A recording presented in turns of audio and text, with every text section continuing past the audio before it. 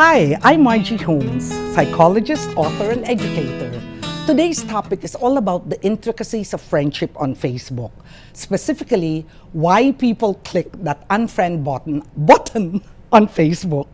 For this episode, we'll focus on those who do the unfriending, okay? Let's begin. I ask, why would you unfriend someone? Here are some of the responses. Krishalyn Abayon, maybe if too annoying yung post nila or yung update ng update, kahit na wala na talagang kwenta yung binabasa mo or nakakasakit naman sa ibang tao. Mary Con FB says, madalas akong naiinis sa mga nonsense na posts, sa mga chain messages, saka sa mga babaeng super vain, yung tipong araw-araw basta makakakita ka ng picture nila na ina-upload, at sa mga babaeng sinasabing maganda sila, dapat ang ibang tao maka-appreciate. You know, I've never kasi met someone who says maganda sila, or maybe hindi ko lang napapansin. So I think this is so funny. There's a thin line between confidence and yabang, and it's so annoying. I agree with you 100%. Blessy Weng Atip says, I unfriend strangers on my list, especially yung mangliligaw sa akin sa Facebook. Nakakahiya kasi nandun ang family ko. Buti kung hindi. Christine Ann Datok says, I did unfriend my ex and some of my friends because I don't want them to still be informed about me. I had trouble with them before. Good idea then.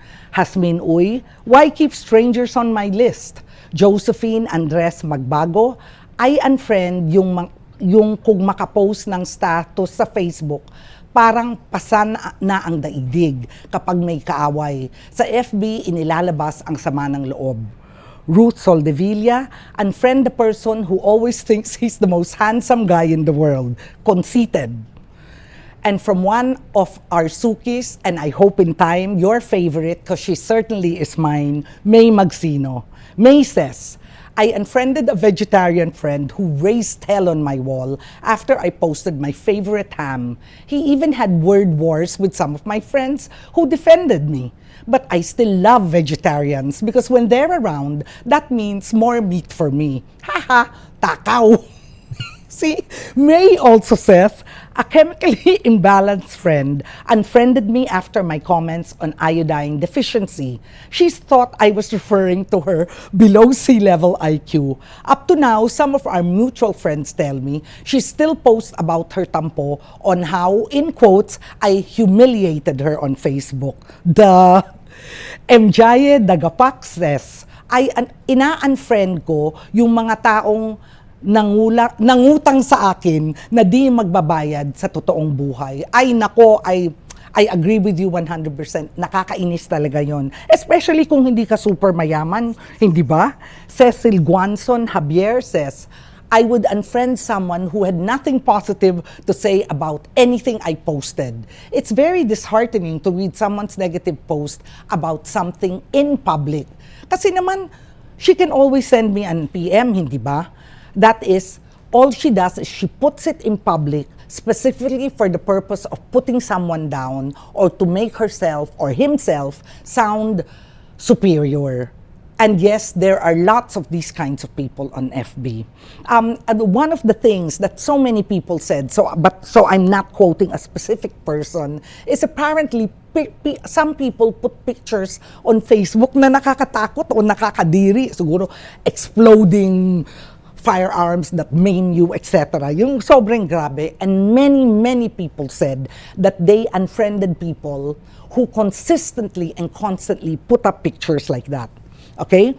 Now, in addition to people who unfriend, there is a certain group of people na bilib ako kasi what they do is they believe in prevention rather than cure by unfriending. What they do is they avoid situations of needing to unfriend because they are very careful to begin with. For example, at Chris Villonco says, I unfriend a person when I start to have a relationship with this person simply because I try to avoid all issues as much as possible.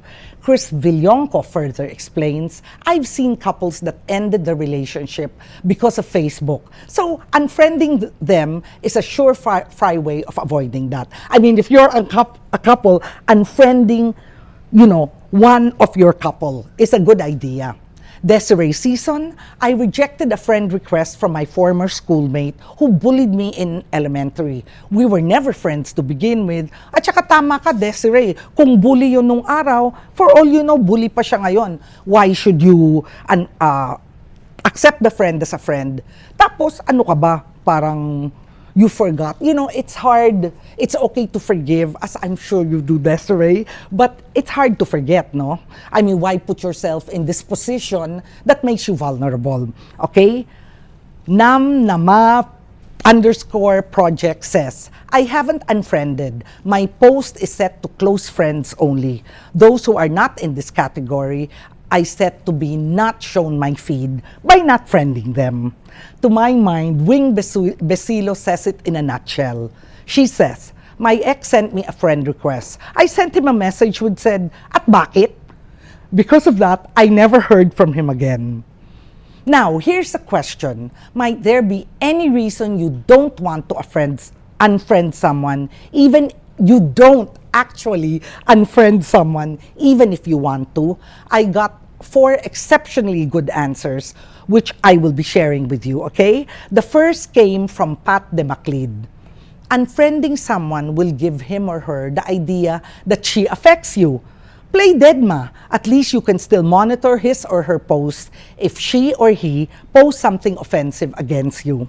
Giovanni Hugo says, I only place people I don't like to the limited restricted list. Big deal kasi sa ibang tao pag dinelete mo sila. Squiggle says, if I don't like a person if they have transgressed me, I just ignore them. I don't really unfriend them because time will come when my heartache is gone and we will be friends again. I always express my anger in silence. I don't usually speak up when I'm upset. I just leave things until my anger subsides. Oh, Squiggles, bilib na bilib ako sa'yo, and I hope in time that I will learn to be like you 100%. Because siguro ganun ako, baka 87%. So thank you, Squiggles, for being such a good model for me. Bayani Santos Jr. says, so far, I have tolerated even the most bastos, the most intolerant, the most rabid, the most partisan, and the worst of humankind. Problema nila yung sarili nila. Hindi ba? Hindi ko problema yon. Aisha Allen gives a quick explanation on unfriending. I call it pruning the list. My rules are simple. If someone does not show the least bit of interest in my activities, despite my making an effort, then I don't care how long we've known each other. You're unfriended. I don't like collecting people in my list. I value my privacy, and I didn't make a profile to become popular either. I remember slashing almost 50% of my list. I felt an inner calm and lightness. At CJ Latosa 13 says, unfriending someone because it's no longer worth it to keep the relationship going. Either it's becoming a burden or being a burden, and that's the reason I unfriend people. Ren Ina La Victoria warns, think long and hard before crossing the bridge of unfriending people who are close to you, because in this day and age, it is somewhat akin to burning bridges. Emily Laurente makes a good distinction, sharing how unfriending and or being unfriended may depend on certain things like relationship status, but not in the way that Facebook uses it, okay, yung married, single, etc., etc. Unfriending or being unfriended by someone who is not close to you on a personal level is okay, no big deal. But Emily Laurente continues, being unfriended or unfriending someone close to you is a different story involving social and emotional undertones. So I guess one way of looking at it is that Facebook isn't like real life. It isn't life in the raw. It isn't life in real time. So, all you have to do is take as much care and, realize that some things matter and some things don't. Learn how to put things in perspective. Because in a sense, Facebook is only, Facebook. Well, that's it for today. What would you like us to talk about the following weeks? Send me your questions, comments, and suggestions on Facebook, tweet using the hashtag AskMargie, or send an email to askmargie@rappler.com. See you next week.